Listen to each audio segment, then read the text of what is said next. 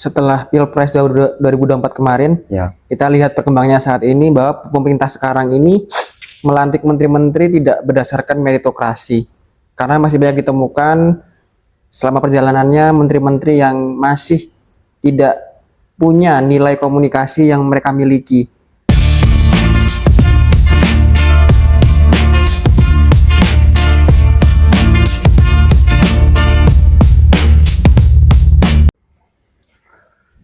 Bismillahirrahmanirrahim. Assalamualaikum warahmatullahi wabarakatuh. Waalaikumsalam warahmatullahi wabarakatuh. Jadi saya Emma Zafran ingin kembali lagi ke podcast Deep Talk, yaitu mengenai tentang dinamika politik yang berada di Indonesia ini, dengan bersama saya Said Fajar Setiawan Wahidi yang mana beliau berpengalaman sebagai jubir atau juru bicara Anies Baswedan dan berpengalaman memiliki kenalan oleh tokoh-tokoh politik yang berada di Indonesia ini. Baiklah, sebelumnya akan saya sapa terlebih dahulu terhadap bintang tamu kita pada sore hari ini. Assalamualaikum. Waalaikumsalam warahmatullahi wabarakatuh. Sebelumnya ini saya tidak mengganggu waktu Anda kan untuk berbincang-bincang mengenai dinamika politik yang berada di Indonesia ini. Ya. Jadi yang saya ketahui dalam Indonesia ini memiliki konflik. Yang pertama, konflik-konflik terdekat itu yaitu konflik bencana Aceh atau bencana Sumatera. Terus dinamika tentang isi kabinet menteri yang dimana tidak sesuai dengan rekam jejaknya lah, atau tidak sesuai dengan bidangnya, seperti itu. Nah, terus saya izin menanyakan mengenai dinamika tersebut, yaitu pertama saya akan menanyakan bagaimana sih Anda melihat komposisi kabinet saat ini, yaitu apakah sudah mencerminkan meritokrasi murni atau masih terjebak dalam akomodasi politik balas budi, seperti itu? Sepanjang setelah Pilpres 2024 kemarin, kita lihat perkembangannya saat ini bahwa pemerintah sekarang ini melantik menteri-menteri tidak berdasarkan meritokrasi. Karena masih banyak ditemukan selama perjalanannya menteri-menteri yang masih tidak punya nilai komunikasi yang mereka miliki. Bahkan ada beberapa menteri yang mereka menjabat tidak sesuai dengan keahliannya. Nah, itu yang mengakibatkan, atau kita bisa artikan bahwa politik saat ini itu masih banyak adanya politik balas budi. Ditambah lagi kabinet yang sangat besar, bahkan ada staf-staf khusus setara dengan menteri yang saat ini menjabat di saat kita sedang melakukan efisiensi anggaran. Justru pemerintah malah membuat menteri-menteri yang kurang digunakan saat ini dengan wakil menteri yang mungkin sebanyak itu. Dan kita lihat bahwasanya setiap beberapa kabinet itu memiliki menteri-menteri yang masih menjaga wibawa, masih memiliki kapasitas yang di bidang ahlinya. Tapi kita lihat saat ini, kita lihat menteri kesehatan kita bagaimana, menteri kehutanan kita bagaimana, pemecahan menteri pendidikan itu bagaimana sekarang, bahkan banyak sekali lah. Apalagi dinamika politik komunikasi yang buruk yang terjadi saat ini, itu sangat mencerminkan bahwa mempersiapkan kabinet untuk Indonesia maju itu tidak semudah yang kita bayangkan. Seperti itu. Jadi salah satu politik balas budi yang saya ambil di sini mungkin dari antar persamaan partai itu ya. Betul. Terus selain itu tim ses relawan yang memenangkan kemarin diangkat untuk menjadi pembantu-pembantu presiden seperti menteri, staf khusus gitu. Staf khusus seperti itu. Kemudian bagaimana sih cara menyelesaikan, menurut Anda sendiri ya, bagaimana cara menyelesaikan agar Indonesia ini memiliki stabilitas politik seperti halnya dulu-dulunya, tidak kacau balau seperti halnya sekarang ini. Ya sudah waktunya kita kembalikan lagi politik kita itu menggunakan sistem meritokrasi. Bagaimana orang-orang yang memiliki keahlian di bidang tertentu itu bisa menjabat sesuai dengan keahliannya, kayak gitu. Sehingga bagaimana mereka mengurus pemerintahan ini akan berjalan dengan baik, seperti itu. Tidak ada namanya miskomunikasi yang dimana mereka hanya laporan ke Pak Presiden asalkan Bapak Presiden senang, seperti itu. Tapi kenyataannya di lapangan banyak sekali kendala-kendala yang saat ini kita dapatkan akibat ulah para menteri-menteri itu sendiri. Ya karena itu kalau dalam istilah pondok itu ada kata-kata yaitu idza wusidal amru ila ghairi ahliha fantasi risaah. Apabila sesuatu itu diberikan kepada yang bukan ahlinya, ya maka kita tunggu kehancurannya aja. Dan kita lihat sampai kapan kita akan bertahan seperti ini. Apabila jabatan-jabatan itu terus diisi oleh orang-orang yang tidak punya kompetensi di bagian tersebut. Ya. Contohnya aja Menteri Kehutanan. Beliau lulusan ilmu Quran tafsir. Seperti itu. Apa yang relevan dengan ilmu kehutanan? Tidak ada. Bahkan stafnya pun isinya orang partai dari dia semua. Kemudian ada Kepala Badan Gizi Nasional. Diketuai oleh salah satu ahli serangga. Dengan jajarannya yang dimana itu ada tim sesnya, ada polisi, ada TNI, dan yang lainnya.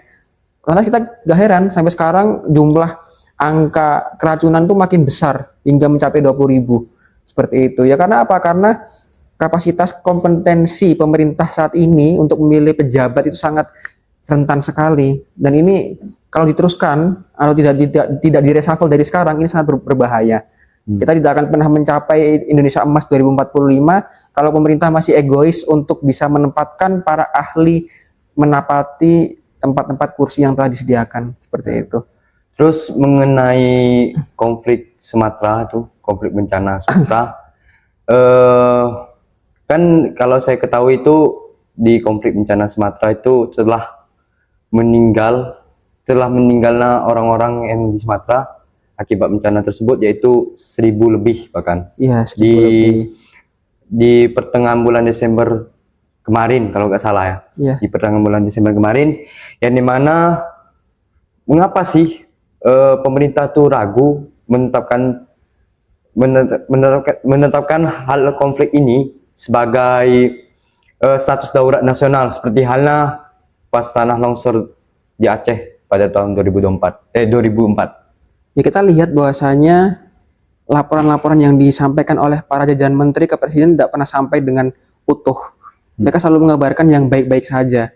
Bahkan kepala penanganan bencana nasional aja itu mengabarkan bahwasanya bencana ini hanya viral, hanya mencekam di media sosial.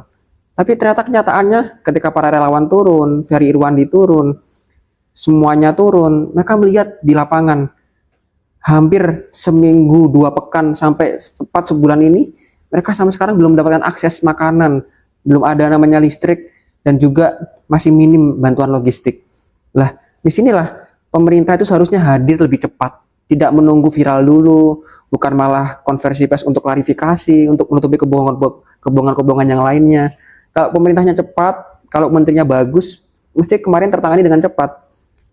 Apalagi kita kemarin ketika bencana kita sempat gengsi menolak bantuan dari luar negeri karena takutnya ada antek-antek asing lah, ada intervensi dari luar negeri dan lain-lainnya. Dari sini apalagi Pak Presiden pernah bilang bahwasanya kan baru 3 dari 38 provinsi. Ya. Oh berarti ternyata kalau bencana nasional itu harus semua Indonesia harus hancur dulu baru ditetapkan. Itu juga salah juga kayak gitu. Dan disinilah permasalahannya pejabat kita ini sebenarnya pintar, cuman yang jujur itu sedikit.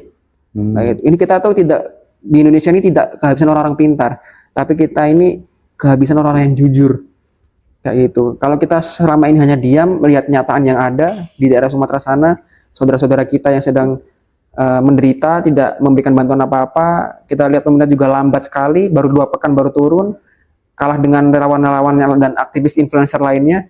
Lantas mau dibawa kemana Indonesia ini, kayak gitu. Karena ke depan pasti akan ada datang lagi. Wallahu a'lam akan ada bencana alam yang lebih kompleks lagi daripada yang bencana kemarin. Tapi harusnya pemerintah bisa berkaca kekurangan selama ini apa, sehingga ke depan kalau ada yang kurang bisa diperbaiki lagi, bukan dibenahi lagi. Bukan malah klarifikasi atas kebohongan-kebohongan yang telah mereka berikan seperti itu. Kasihan kita dibenturkan oleh media, oleh relawan dan lain-lainnya seperti itu. Terus mengenai bencana lagi, kan pemerintah itu telah memberikan bala bantuan bansos itu yang berpusat pada posko utama. Terus kenapa orang-orang yang di Aceh sana masih banyak kelaparan, sedangkan bantuan sosial itu telah dikirimkan oleh pemerintah? Apakah hanya di posko utama saja, hanya seseorang yang berada di posko utama saja, tidak di posko lainnya, seperti itu? Nah, di sini kita bisa melihat bahwasanya kompetensi para pemegang amanah di daerah itu masih kurang. Bahkan kemarin ada salah satu pejabat di daerah bencana kemarin itu terkena kasus karena dia korupsi uang bencana yang telah dititipkan. Maka ketika ada bencana ini ada orang yang bisa diuntungkan, orang yang hanya mencari popularitas untuk dapilnya, guna untuk menunjang menunjang kinerjanya mungkin ya. Tapi di sisi lain dia memanfaatkan kesedihan orang lain untuk bisa populer seperti itu dengan cara-cara yang tidak baik, tidak berintegritas. Apalagi pemerintah sekarang kurang melihat bagaimana kondisi di lapangan, sehingga semua yang telah diberikan itu tidak sampai ke daerah yang terisolasi tersebut. Tapi seharusnya kalau kita sebagai rakyat, pemerintah kan punya segalanya. Seharusnya pemerintah harus lebih cepat, lebih bisa mengakomodir semua. Tapi kok malah pemerintah kalah dengan para influencer yang bisa masuk ke Aceh Tamiang, bisa masuk ke daerah Agam, kayak gitu. Masa kalah sama influencer kan? Seperti itu. Dan di sini juga lah, semoga ke depan pejabat kita ya semoga diberi kedewasaan lah untuk memimpin negara. Jangan sampai mereka memanfaatkan momen ini untuk hanya menjaga popularitas kayak gitu. Karena ini adalah bencana dan tugas kita sebagai muslim kan harus saling membantu kayak gitu. Apalagi presiden kita sudah mengomong depan publik bahwasannya kita tidak perlu bala bantuan dari luar, kita harus mengusahakan diri sendiri itu. Karena kita masih mampu katanya. Ya, masih mampu. Ya, gitu ya. Terus Anda tadi mengutip kata integrasi.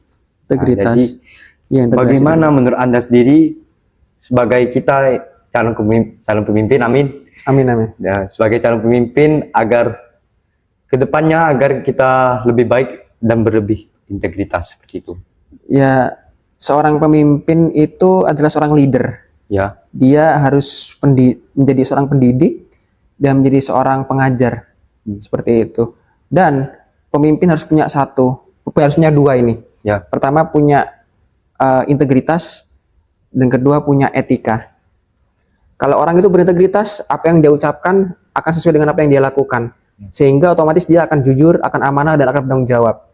Kedua, tentang etika. Pemimpin itu harus juga beretika. Karena sesuatu yang tidak tertulis itu pasti akan bersangkutan dengan hati. Kalau pemimpin tidak punya etika, maka dia bisa lakukan suka-suka dia. Seperti itu. Maka pemimpin harus punya dua ini. Kalau dua ini sudah mereka punya, insya Allah mereka akan menjalankan kepemimpinannya dengan bagus. Kayak gitu. Karena integritas ini adalah fondasi moral pertama seorang pemimpin untuk bisa menjalankan kepemimpinannya. Kalau integritas dia tak punya, otomatis dia pasti akan terus berbohong, akan terus menutupi kebohongannya, tidak tanggung jawab, tidak amanah, dan lain-lainnya. Kayak gitu. Karena seorang pemimpin itu yang dipegang itu adalah omongannya. Tidak hanya laki-laki, tapi pemimpin juga seperti itu. Berarti penting dong kita tuh meskipun kita ada kesalahan, kita tuh harus menyampaikan kesalahan kita terhadap publik gitu. Penting dong berarti.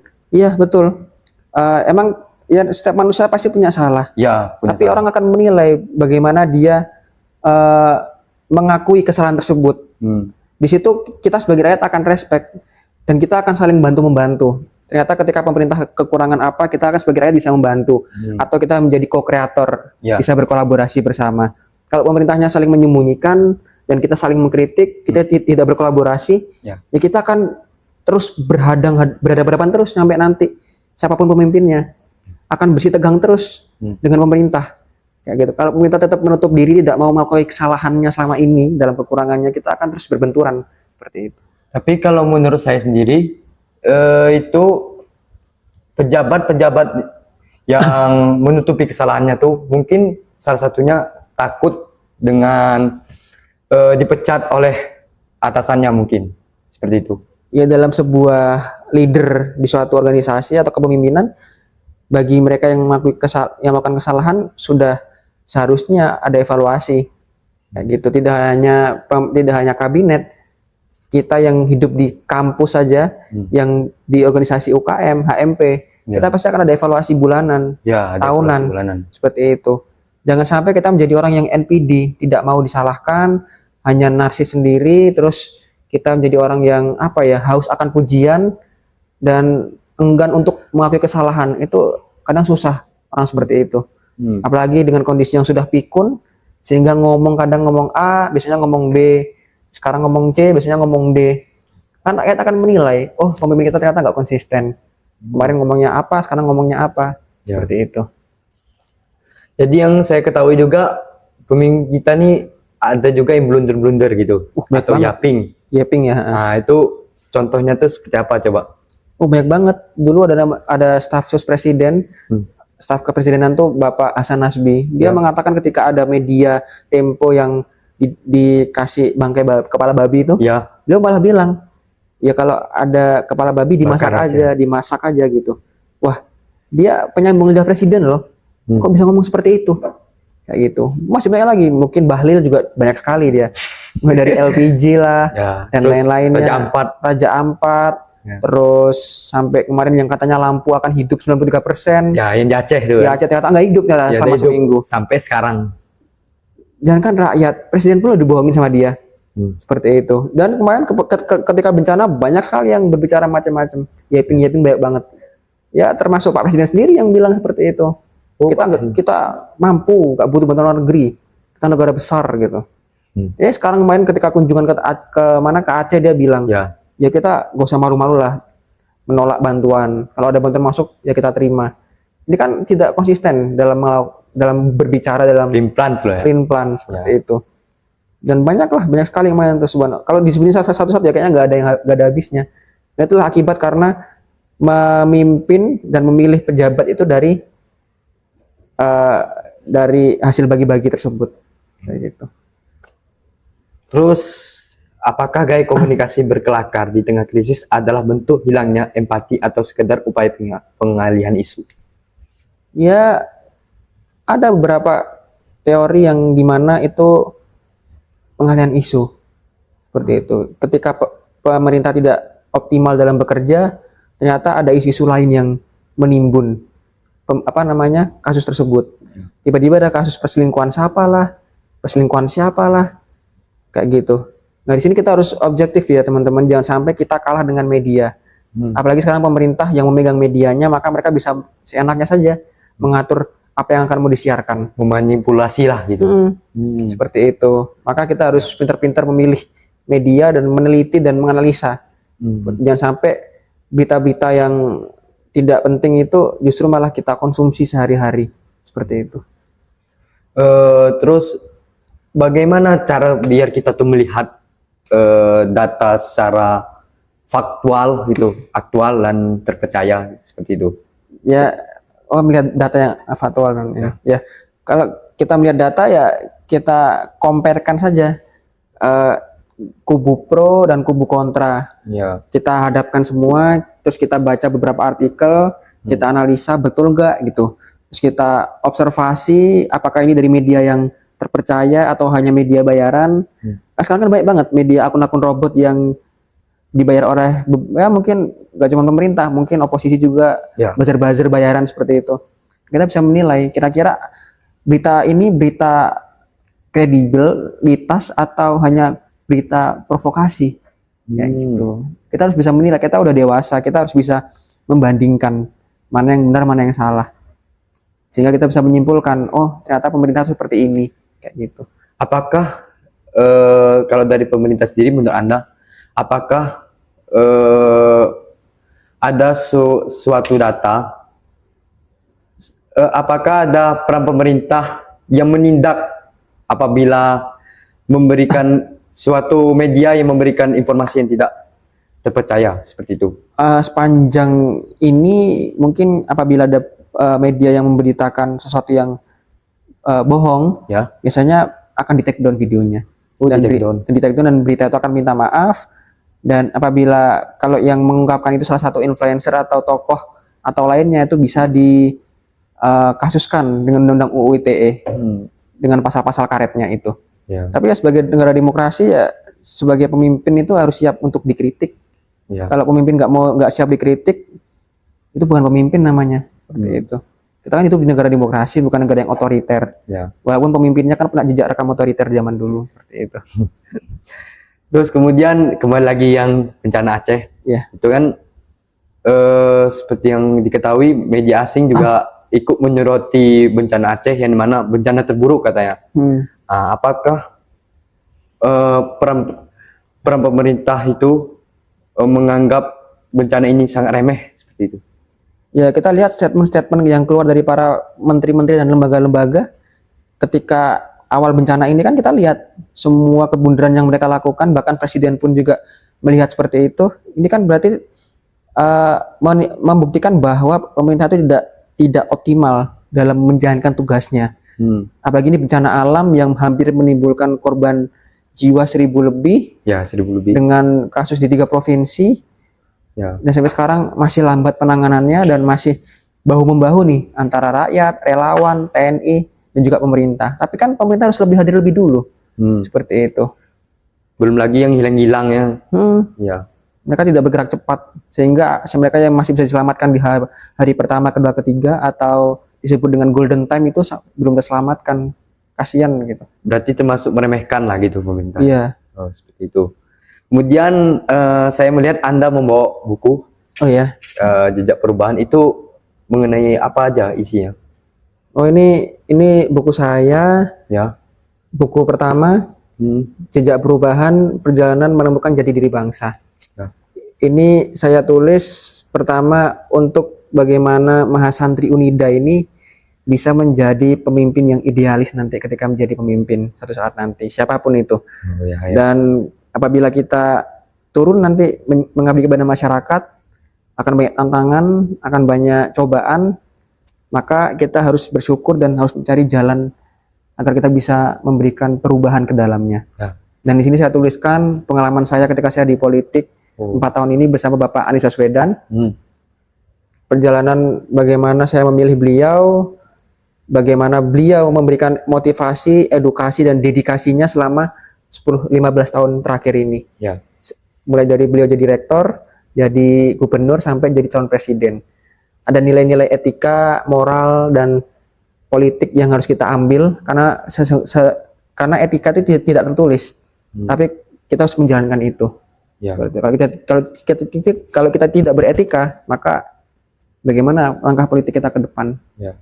Berarti di buku Anda tuh tidak hanya menjelaskan mengenai biografi Anda, biografi perjalanan Anda, tapi juga terdapat di buku Anda tuh bagaimana cara menjadi pemimpin yang baik seperti itu. Betul, khususnya bagaimana cara menjadi pemimpin yang berintegritas. Kayak gitu. Terus apakah buku ini telah diperjualkan? Alhamdulillah buku ini tidak diperjualbelikan. Karena seperti Pak Anies, jadi buku ini hanya untuk orang-orang yang ya nanti apabila berprestasi datang aja ke saya, atau dia kunjungan ke rumah nanti kan saya kasih secara gratis. Kayak gitu. Karena saya ingin mencari ilmu, bukan untuk mengkomersialisasi keilmuan. Seperti itu. Semoga orang-orang yang membaca bisa termotivasi dan menjadi tokoh yang lebih hebat daripada saya, seperti itu. Amin. Nah, kan tidak diperjualbelikan. Anda mendapatkan uang untuk mencetak gimana? Ya, Allah kan memberikan hambanya rezeki dari jalan yang nggak dikira-kira. Kita bisa kerja yang lainnya. Mungkin nanti setiap bulan kita sisihkan untuk menyetak buku, mungkin 5 dan lain-lainnya. Berarti Anda menyisakan uang jajan Anda untuk mencetak buku Anda? Iya. Setidaknya luar biasa sekali. Bisa menjadi ilmu jariah lah buat yang lain-lainnya. Kayak gitu. Oke. Cukup sekian dari saya. Apa yang saya ambil itu bahwasannya di dalam diri kita itu harus memiliki integritas, terus memiliki keterbukaan terhadap publik apabila kita memimpin suatu saat nanti. Hanya ini yang bisa kami sampaikan. Lillahi taufiq hidayah. Wassalamualaikum warahmatullahi wabarakatuh. Waalaikumsalam warahmatullahi wabarakatuh.